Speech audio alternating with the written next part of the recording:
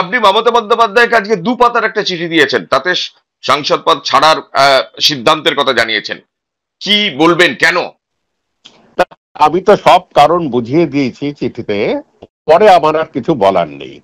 আমি স্পষ্ট করে দিয়েছি, আপনারা দয়া করে এই চিঠির ভিত্তিতে যা বোঝার বুঝে নিন। আমি আর থাকতে পারছি না। त्योहार और प्यार लाती है रिश्तों में ढेर सारा मिठास। परंपरा वही, सोच नहीं। आदि मोहिनी मोहन कांजीलाल। সম্ভব নয়। আপনি কদিন আগে একটা টুইট করেছিলেন সন্দীপ ঘোষ বিষয়ে, হ্যাঁ, এবং পার্থ চট্টোপাধ্যায় যখন গ্রেপ্তার হয়েছিলেন তারপরেও মুখ খুলেছিলেন, সে কথা উল্লেখ করেছেন চিঠিতে। দুর্নীতির কথা স্পষ্ট করেছেন। মূলত অভিযোগ কি আরজি কর কাণ্ড এবং দুর্নীতি? একদম আরজি করের ব্যাপারে যেভাবে আমার মনে একেবারেই ঠিক নয়, একেবারেই ঠিক নয়। বাস, আমি এর বেশি কিচ্ছু বলতে চাই না, কিচ্ছু বলতে চাই না। আর আপনি চিঠিটা কি মমতা বন্দ্যোপাধ্যায়কে পাঠিয়েছেন? পাঠিয়েছি, পাঠিয়েছি।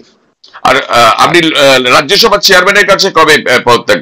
আমি দেখি, আমি ওনার কাছে সময় নিয়ে যাব। দে আর ডিজার্ভ টু বি প্রেজড। কারণ একটা পার্টিতে থেকে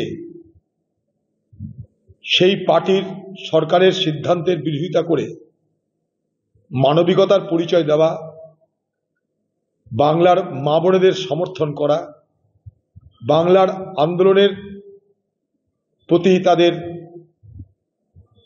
সহমর্মিতা প্রকাশ করা নিশ্চয়ই প্রশংসার দাবি রাখে। কিন্তু এ বাংলার যারা ক্ষমতাধারী, তাদের এই ধরনের ব্যক্তিদের প্রতিবাদের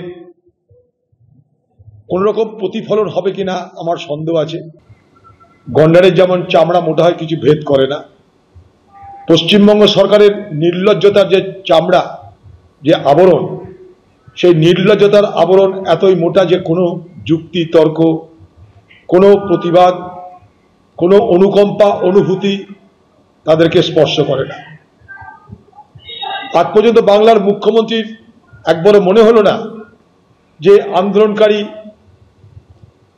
ডাক্তার ছাত্রছাত্রীদের সঙ্গে আলোচনায় একবার বসা দরকার, কিংবা এই বাংলার লক্ষ লক্ষ মানুষের যে প্রতিবাদ, সেই প্রতিবাদের সঙ্গে সহমর্মিতা সহ, যোগিতা সহ সমর্থন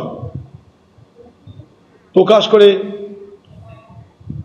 নিজেকে একজন প্রকৃত জনপ্রতিনিধি এবং শাসক হিসাবে পরিচয় দেওয়ার চেষ্টা করা দেখলাম না। আপনাদের জানিয়ে রাখি, 14ই আগস্ট সারা বাংলা জুড়ে যে প্রতিবাদটা হয়েছিল মা বোনেদের আহ্বানে, রাত দখলের যে অভিযান হয়েছিল, প্রায় 2.5 থেকে 3 কোটি মানুষ সেদিন সেই আন্দোলনে সামিল হয়েছিল বলে জানতে পেরেছি।